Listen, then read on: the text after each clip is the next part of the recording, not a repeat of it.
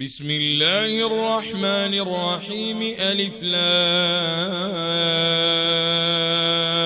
را تلك آيات الكتاب الحكيم أكان للناس عجبا أوحينا إلى رجل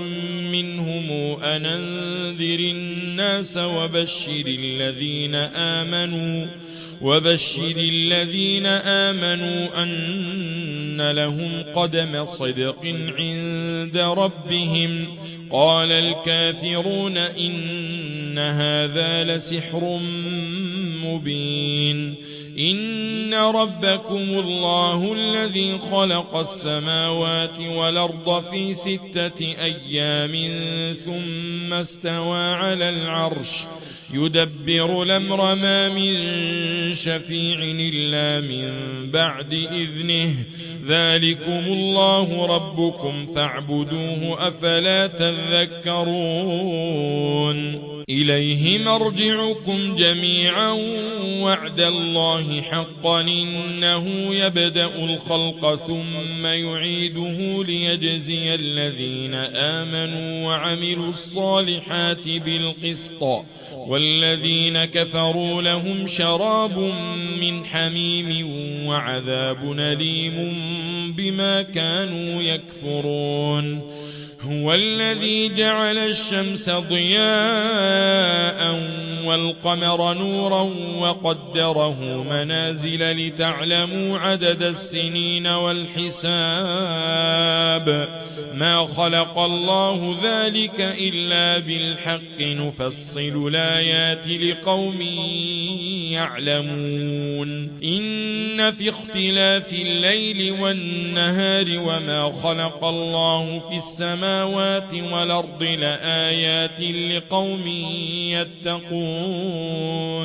إن الذين لا يرجون لقاءنا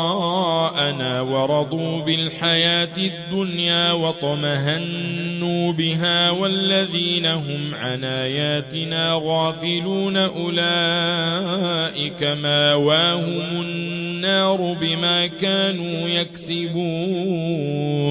إن الذين آمنوا وعملوا الصالحات يهديهم ربهم بإيمانهم تجري من تحتهم الأنهار في جنات النعيم دعواهم فيها سبحانك اللهم وتحيتهم فيها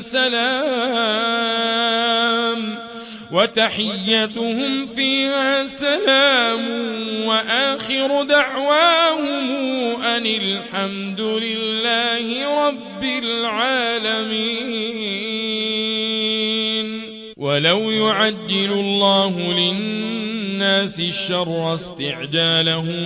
بالخير لقضي إليهم أجلهم فنذر الذين لا يرجون لقاءنا في طغيانهم يعمهون. وإذا مس الإنسان الضر دعانا لجنبه أو قاعدا أو قائما فلما كشفنا عنه ضره مر كهن لم يدعنا إلى ضر مسه كذلك زين للمسرفين ما كانوا يعملون. ولقد أهلكنا القرون من قبلكم لما ظلموا وجاءتهم رسلهم بالبينات وما كانوا ليؤمنوا كذلك نجزي القوم المجرمين. ثم جعلناكم خلائف في الأرض من بعدهم لننظر كيف تعملون. وإذا تتلى عليهم آياتنا بينات قال الذين لا يرجون لقاءنا ائت بقرآن غير هذا أو بدله قل ما يكون لي أن أبدله من تلقاء نفسي إن أتبع إلا ما يوحى إلي إني أخاف إن عصيت ربي عذاب يوم عظيم قل لو شاء الله ما تلوته عليكم ولا أدراكم به فقد لبثت فيكم عمرا من قبله أفلا تعقلون فمن أظلم ممن افترى على الله كذبا أو كذب بآياته إنه لا يفلح المجرمون ويعبدون من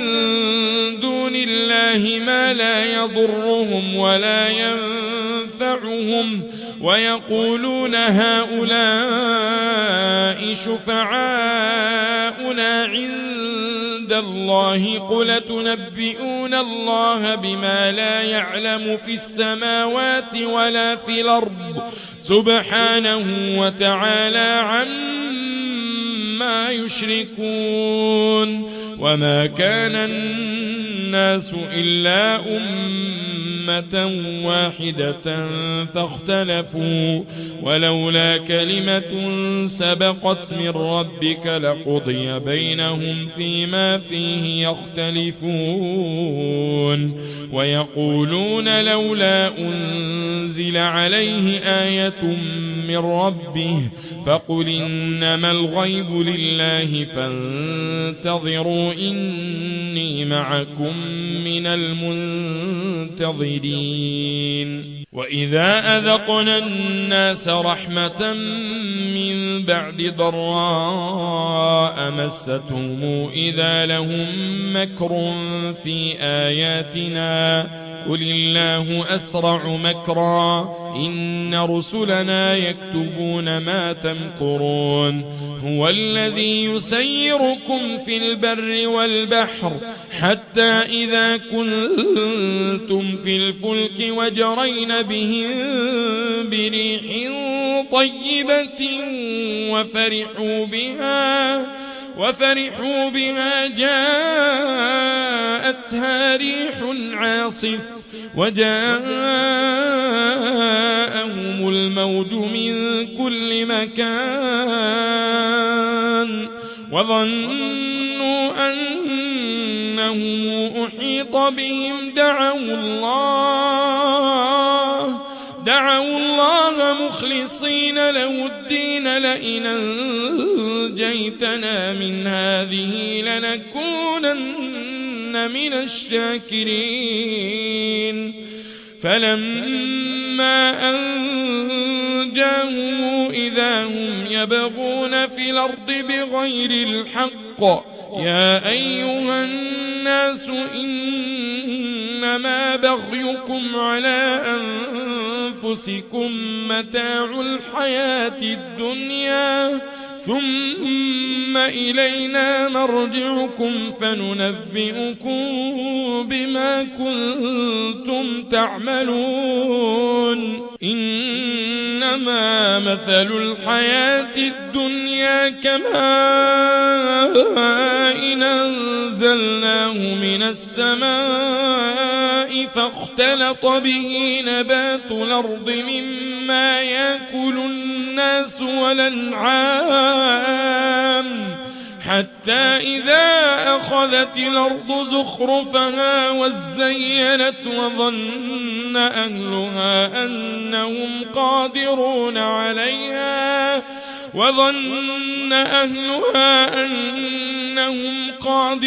عليها أتاها أمرنا ليلا أو نهارا فجعلناها حصيدا كهن لم تغن بلمس كذلك نفصل الآيات لقوم يتفكرون والله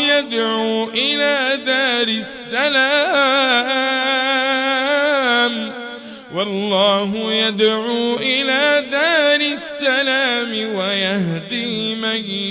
يشاء إلى صراط مستقيم للذين أحسنوا الحسنى وزيادة ولا يرهق وجوههم قتر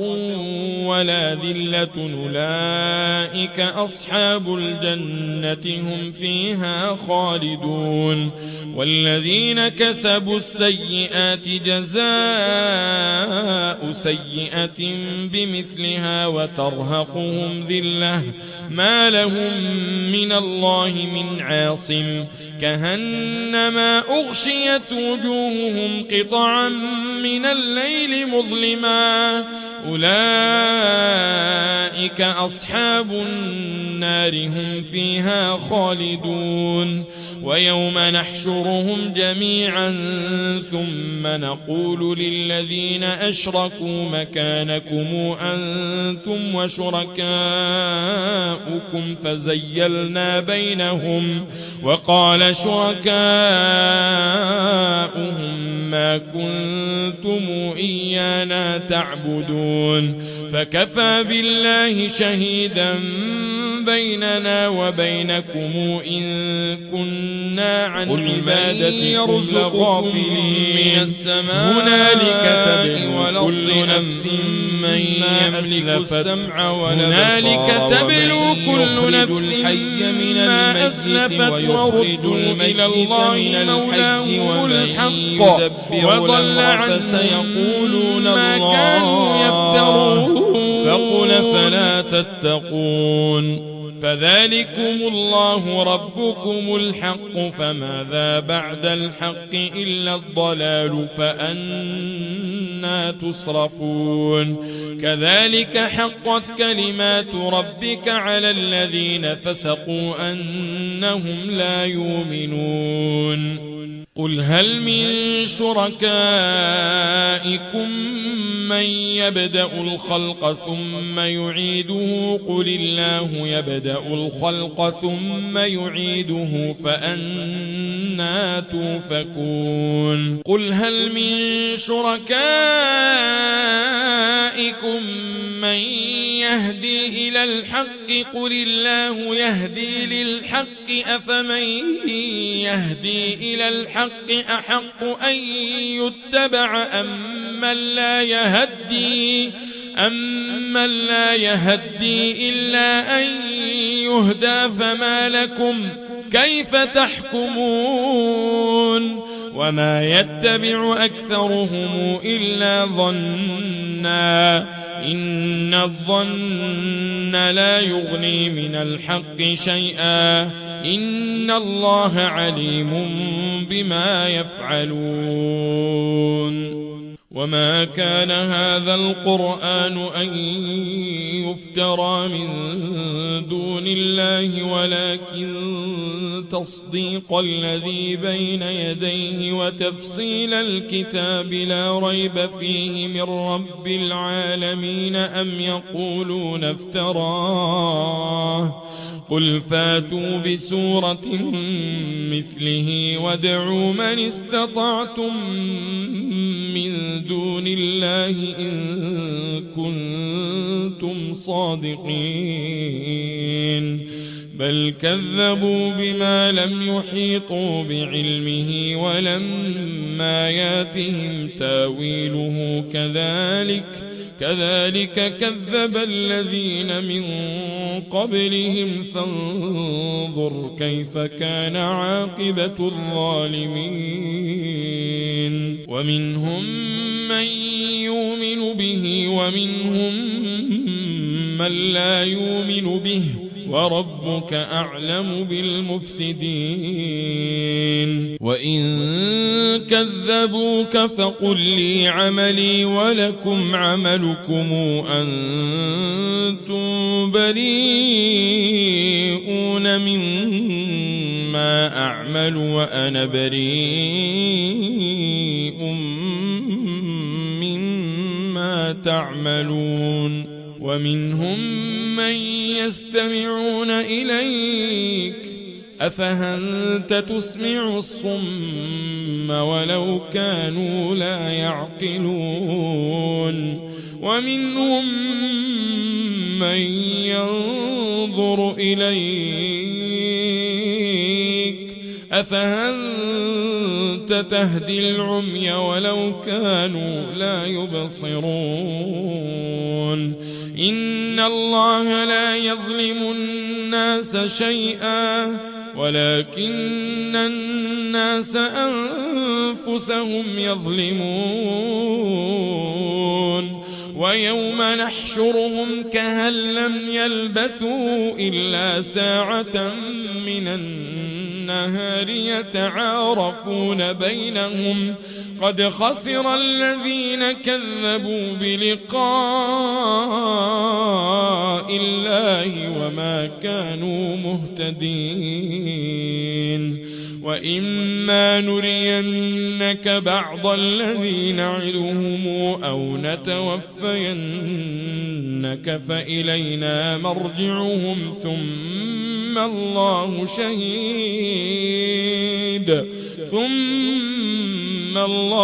شهيد على ما يفعلون ولكل أمة رسول فإذا جاء رسولهم قضي بينهم بالقسط وهم لا يظلمون ويقولون متى هذا الوعد إن كنتم صادقين قل لا أملك لنفسي ضرا ولا نفعا إلا ما شاء الله لكل أمة أجل إذا جاء أجلهم فلا يستأخرون ساعة ولا يستقدمون قل رأيتم إن أتاكم عذابه بياتا أو نهارا ماذا يستعجل منه المجرمون أثم إذا ما وقع آمنتم به آلان وقد كنتم به تستعجلون ثم قيل للذين ظلموا ذوقوا عذاب الخلد هل تجزون إلا بما كنتم تكسبون ويستنبئونك أحق هو قل وربي إنه لحق وما أنتم بمعجزين ولو أن لكل نفس ظلمت ما في الأرض لافتدت به وأسروا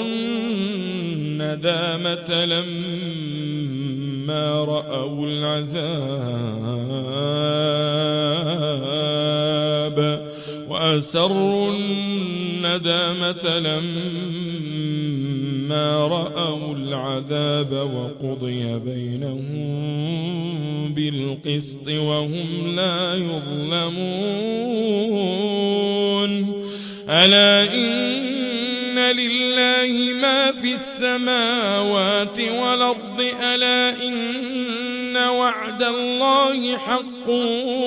ولكن أكثرهم لا يعلمون ويحيي ويميت وإليه ترجعون يا أيها الناس قد جاءتكم موعظة من ربكم وشفاء لما في الصدور وهدى ورحمة للمؤمنين قل بفضل الله وبرحمته فبذلك فليفرحوا هو خير مما يجمعون قل رأيتم ما أنزل الله لكم من رزق فجعلتم منه حراما وحلالا قل هل الله أذن لكم أم على الله تفترون وما ظن الذين يفترون على الله الكذب يوم القيامة إن الله لذو فضل على الناس ولكن أكثرهم لا يشكرون وما تكون في شان وما تتلو منه من قرآن ولا تعملون من عمل إلا كنا عليكم شهودا إذ تفيضون فيه وما يعزب عن ربك من مثقال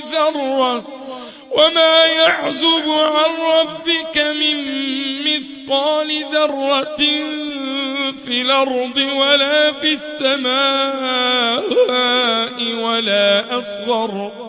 ولا أصغر من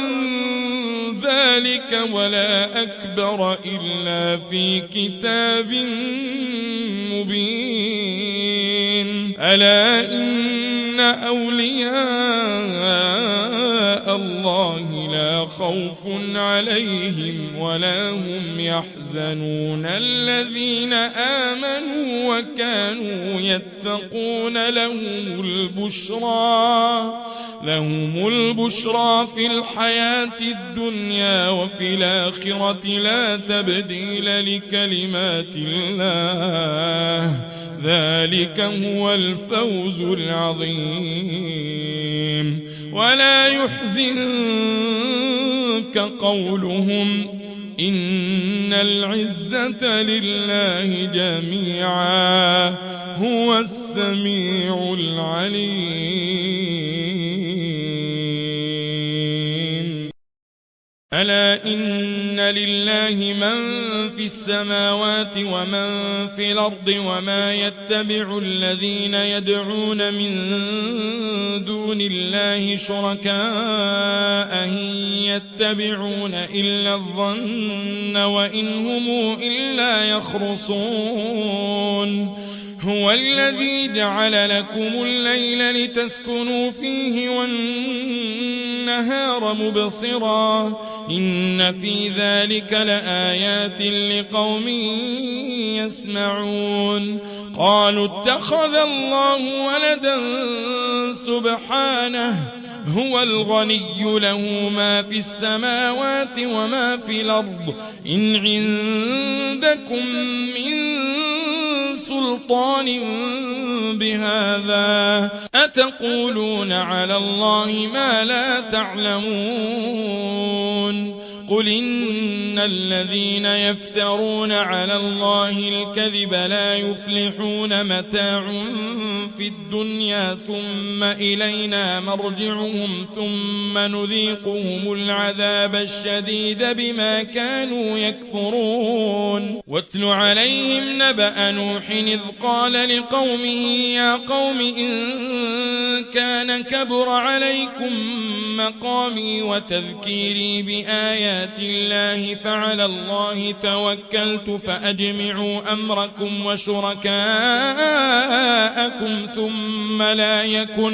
ثم لا يكن أمركم عليكم غمة ثم قضوا إلي ولا تنظرون فإن توليتم فما سألتكم من أجر إن أجري إلا على الله وأمرت أن أكون من المسلمين فكذبوه فنجيناه ومن معه في الفلك وجعلناهم خلائف وأغرقنا الذين كذبوا بآياتنا فانظر كيف كان عاقبة المنذرين ثم بعثنا من بعده رسلا إلى قومهم فجاءوا بالبينات فما كانوا ليؤمنوا بما كذبوا به من قبل كذلك نطبع على قلوب المعتدين ثم بعثنا من بعدهم موسى وهارون إلى فرعون وملئه بآياتنا بآياتنا فاستكبروا وكانوا قوما مجرمين فلما جاءهم الحق من عندنا قالوا إن هذا لسحر مبين قال موسى أتقولون للحق لما جاءكم أسحر هذا ولا يفلح الساحرون قالوا أجئتنا لتلفتنا عما وجدنا عليه آباءنا وتكون لكما الكبرياء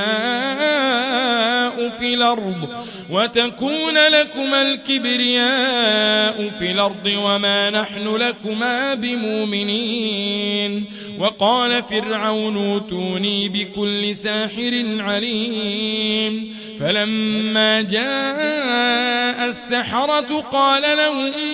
موسى ألقوا ما أنتم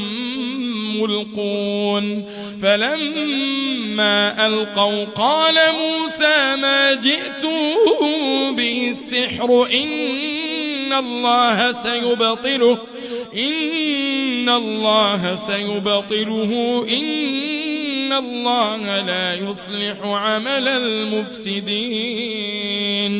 ويحق الله الحق بكلماته ولو كره المجرمون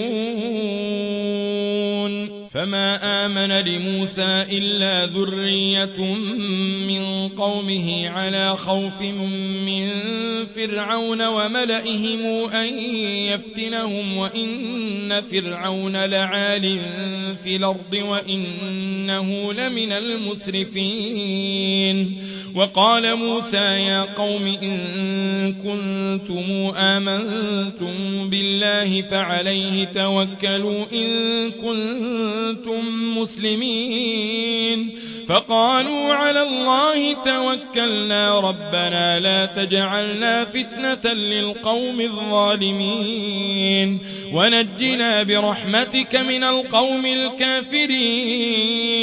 وأوحينا إلى موسى وأخيه أن تبوأ لقومكما بمصر بيوتا واجعلوا بيوتكم قبلة وأقيموا الصلاة وبشر المؤمنين وقال موسى ربنا إنك آتيت فرعون وملأه زينة وأموالا في الحياة الدنيا ربنا ليضلوا عن سبيلك ربنا اطمس على أموالهم واشدد على قلوبهم فلا يؤمنوا حتى يروا العذاب الأليم قال قد أجيبت دعوتكما فاستقيما ولا تتبعان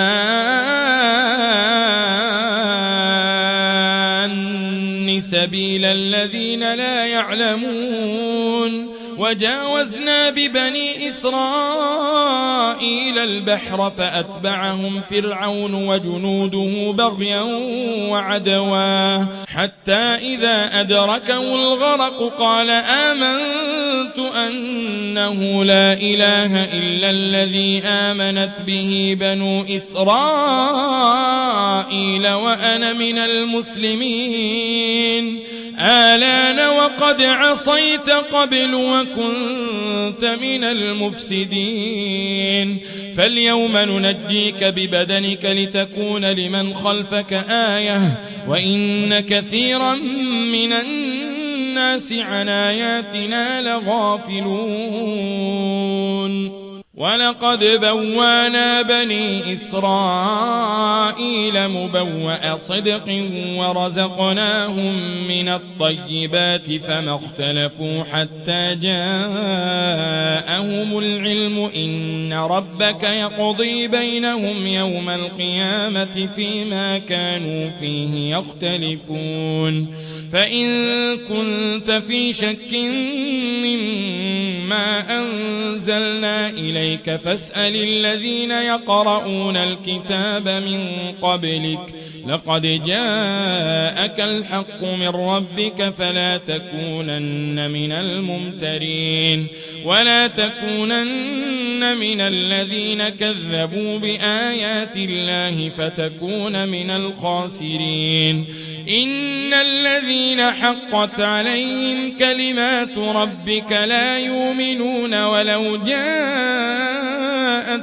كل آية حتى يروا العذاب الأليم فلولا كانت قرية آمنت فنفعها إيمانها إلا قوم يونس لما آمنوا كشفنا عنهم عذاب الخزي في الحياة الدنيا ومتعناهم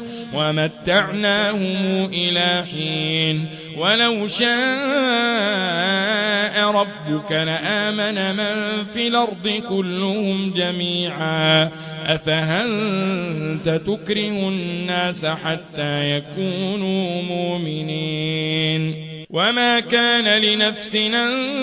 تؤمن إلا بإذن الله ويجعل الرجس على الذين لا يعقلون قل انظروا ماذا في السماوات والأرض وما تغني الآيات والنذر عن قوم لا يؤمنون فهل ينتظرون إلا مثل أيام الذين خلوا من قبلهم قل فانتظروا إني معكم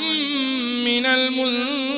المنتظرين ثم ننجي رسلنا والذين آمنوا كذلك حقا علينا ننجي المؤمنين قل يا أيها الناس إن كنتم في شك من ديني فلا أعبد الذين تعبدون من دون الله ولكن أعبد الله الذي يتوفاكم وأمرت أن أكون من المؤمنين وأن أقم وجهك للدين حنيفا ولا تكونن من المشركين ولا تدع من دون الله ما لا ينفعك ولا يضرك فإن فعلت فإنك إذا من الظالمين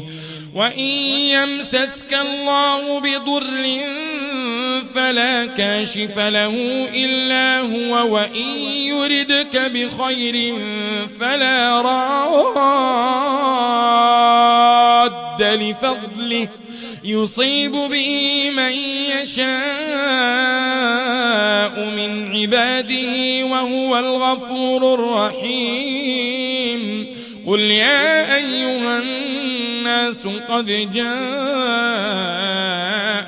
الحق من ربكم فمن اهتدى فإنما يهتدي لنفسه ومن ضل فإنما يضل عليها وما أنا عليكم بوكيل واتبع ما يوحى إليك واصبر حتى يحكم الله وهو خير الحاكمين